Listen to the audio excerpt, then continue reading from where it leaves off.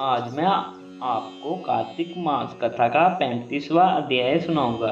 तो चलिए गणपति जी का नाम लेके वीडियो को करते हैं स्टार्ट। श्री गणेशाय नमः। 35वां अध्याय तुलसी विवाह विधि। इतनी कथा सुनकर ऋषिवर कहने लगे, हे सूत जी, जब हम आपसे तुलसी के विवाह की विधि पूछना चाहते हैं तो कृपा करके वर्णन कीजिए।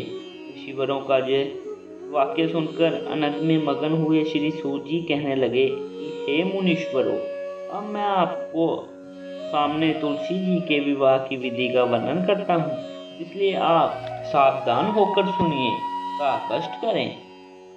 अब उत्तरायण रवि हो, गुरु शुक्र का उदय हो, विवाह के नक्षत्र हो और विशेषकर पूर्णिमा हो अथवा कार्तिक का महीना व विषम पंचक हो, तब तुलसी वन में व अपने घर में सुंदर मंडप और उत्तम हवन कुंड के सहित मनोहर विधि की रचना करता हुआ रीति रिवाज ब्राह्मणों को जो विद्वान और राग देश आदि से रहित को निमंत्रण करे और ग्रह यज्ञ आरंभ करता हुआ मातृकाओं की पूजा करें। हे मुनीश्वरों, रीति रिवाजों में उपस्थित हो जाने पर पहला नदी मुख श्राद्ध करें, तत्पश्चात के भगवान सालग्राम बनाकर उनका विधि विधान से पूजन सामग्री से पूजा करके बांदी की तुलसी को उनके समर्पण करें।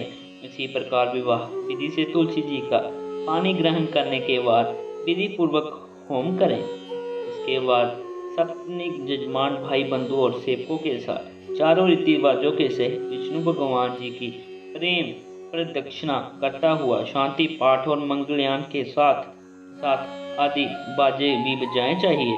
हे मुनीश्वरों, ऐसा हो जाने के बाद जजमान को गोदान और शेयादान करना चाहिए। रीति रिवाजों और दक्षिणा देकर विप्र भोज और जाति भोज करना चाहिए।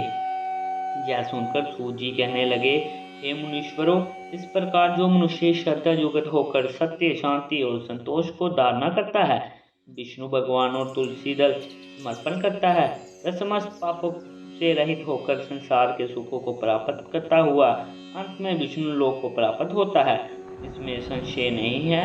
हे मुनिवरों, जिस प्रकार से तुलसी जी के विवाह की विधि बताई गई है, उसी प्रकार आंवला शमी और पीपल के विवाह की विधि समझनी चाहिए। इसी के साथ हमारा कार्तिक मास महात्म कथा का 35वां अध्याय समाप्त होता है। तो